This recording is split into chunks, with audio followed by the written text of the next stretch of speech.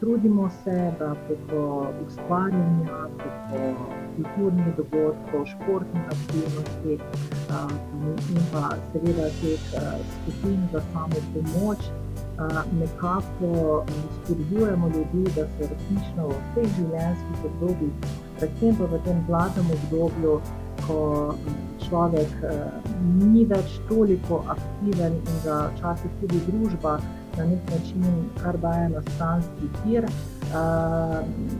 ohrani to svojo aktivnost, da najde motivacijo, zato nam je še toliko bolj dragoceno, da ohranimo tudi v teh časih stik. In v teh stikih je edina misel, ki je vedno izražena s strani naših obiskovalcev in pa seveda tudi naših prostovoljcev, kako mi manjka druženje. Torej, da nas je več na kupu, da se družimo tudi izven teh 4 sten, izven družine, v kateri živimo. Namreč potrebni so nam ti stiki, ki nas delajo žive v vseh življenjskih obdobjih, predvsem pa predvsem v obdobju, ko mislimo, da smo naredili vse, dosegli vse in da lahko tam mirno počivamo in spremljamo družbeno dogajanje. Ne, potrebno je biti aktiven in veseli smo, da temu lahko tudi mi trenutno moramo pomoči generacije. Torej žito, to zeleno žito, božično žito, mlado žito tudi imenujejo, sejemo 4., 8. in pa 13. decembra.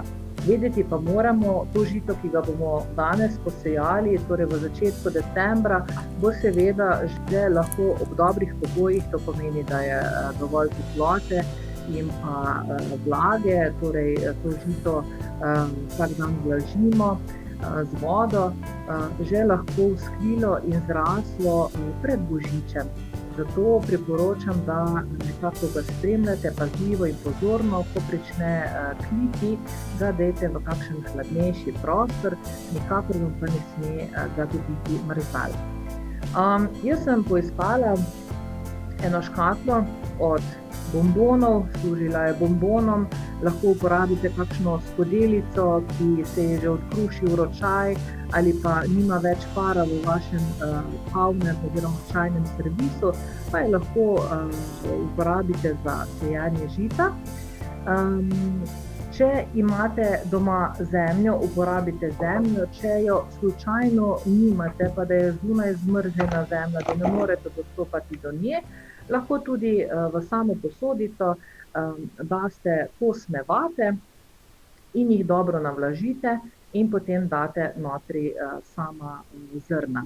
Torej v našem primeru bomo zemljo dali v posodico.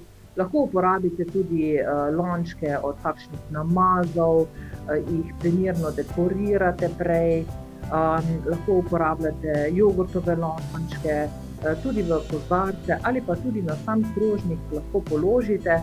Namreč čudež tega našega mladega žita je v tem, da zraste v zelo minimalnih pogojih, torej čisto malo prgišče zemlje in lahko sklije in pa potem nam polepša te praznične dni.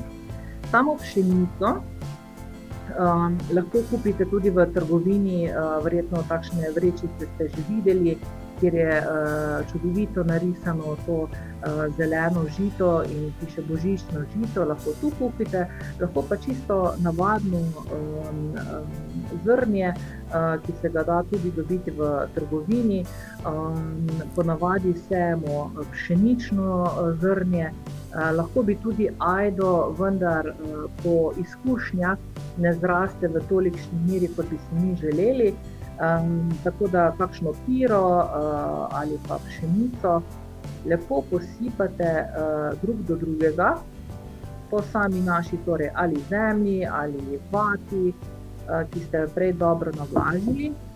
Če boste v zadnjem trenutku, da pa morda vam uidejo vsi ti dnevi po običaju, torej kot Barbare, Marije in pa Lucije, lahko si tudi tako pomagate, da tale zrna namočite vsaj za nekaj ur v vodo in potem boste s tem spodbudili, da se bojo kalčki in življenje v tem zrnu hitreje razvili, ne?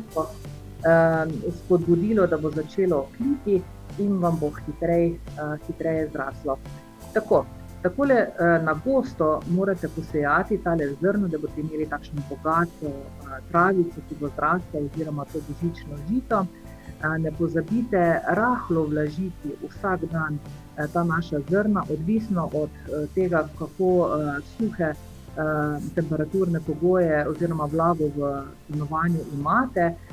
Lepo je spremljati, kako klije in pa potem raste, in ko počasi prične rasti, seveda se lahko greste tudi frizerja in uporabite škarje in malo pristrižite to zelenje, ki nam zraste iz teh zrn.